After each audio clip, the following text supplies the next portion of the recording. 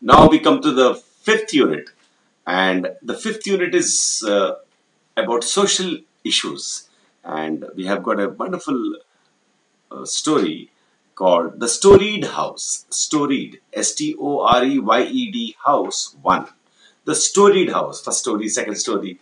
So we know the meaning of Storeyed House. The floors, that's called a Storeyed House. So this story is a long story, so it has been put into two parts. So we'll do the fifth A. Now we'll do the fifth A, the fifth unit, A part, the first part of the Storeyed House, and then we will do the Storeyed House 2. So I don't want to talk about the story because the story itself is very, very heart touching, very, very real, and you have to just listen and enjoy the story. The Storeyed House 1, Part 1. There was something really wrong with the state transport bus.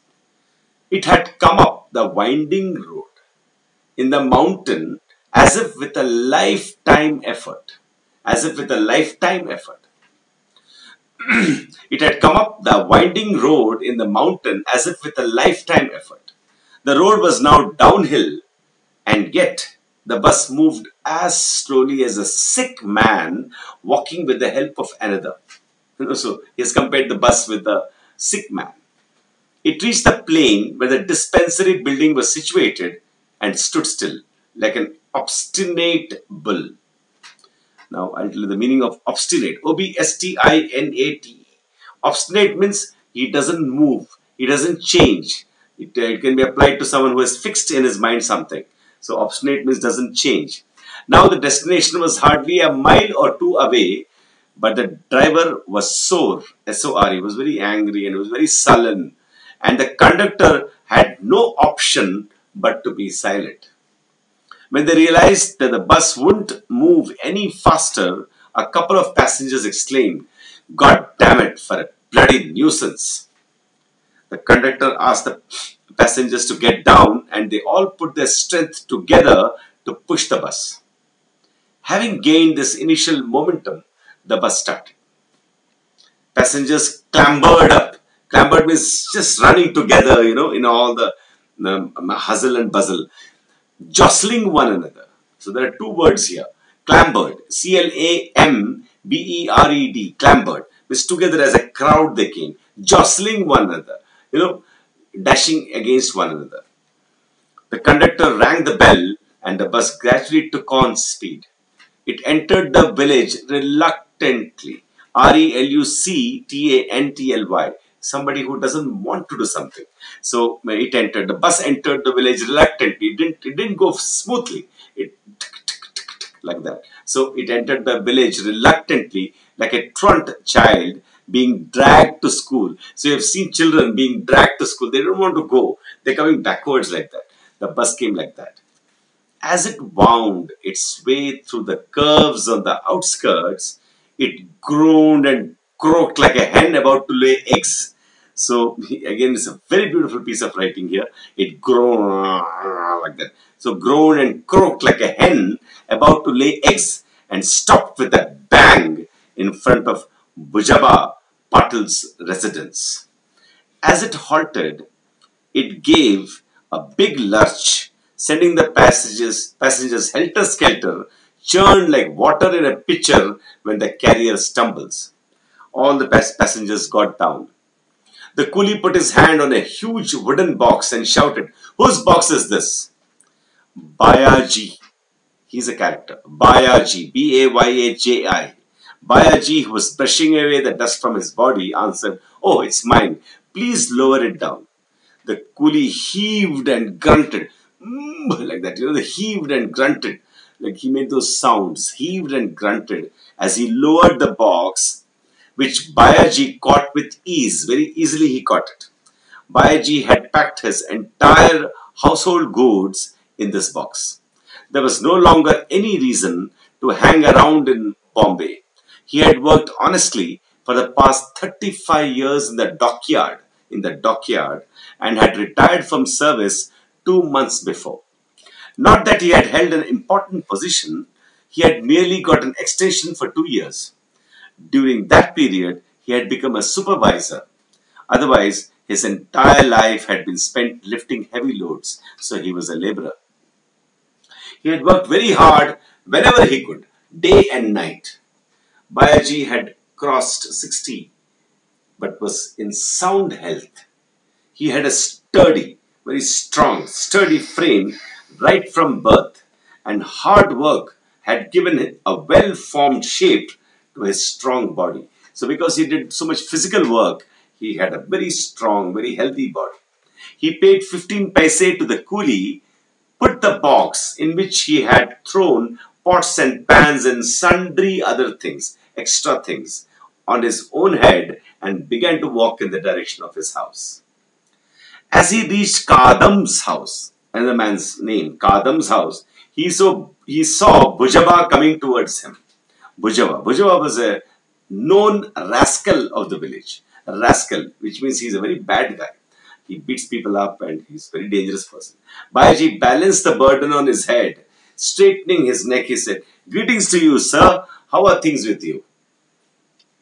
Now, Bayaji was a Mahar by caste. So this story is about caste system. Bayaji was a Mahar by caste and according to age-old custom should have greeted Bujba with "My humble salutations to you, sir, who are my father and mother." That's how you have to tell them according to custom. So when Bayaji merely said greetings, Bujba became furious and said, "Do you think you can become a Brahmin merely by saying greetings? Can you forget your position simply because you have turned Buddhist?" So this person has turned Buddhist. Bayaji was nonplussed. He was confused. Nonplussed. Nonplussed. For a moment, he was tempted to knock him down with his box, but realized that he couldn't afford to do so. He couldn't afford to. He couldn't afford to. He didn't have a choice.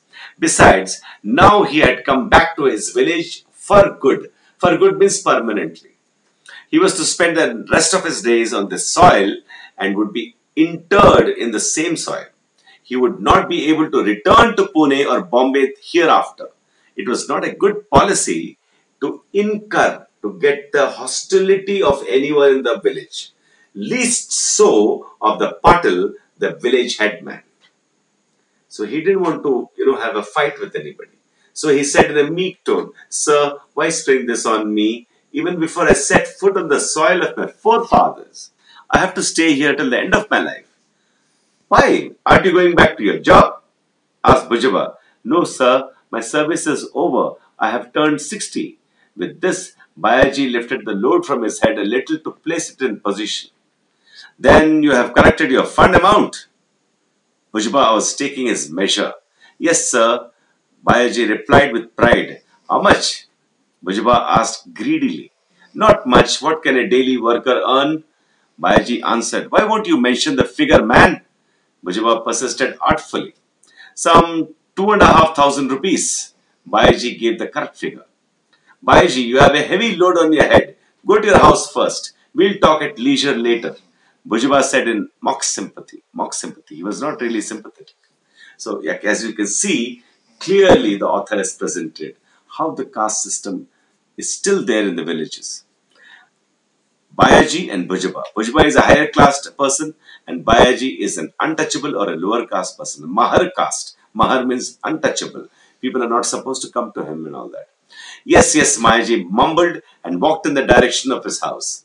At the moment, Bayaji was a proud owner of 2,500 rupees in cash, so it made no difference whether he was an untouchable or a Buddhist.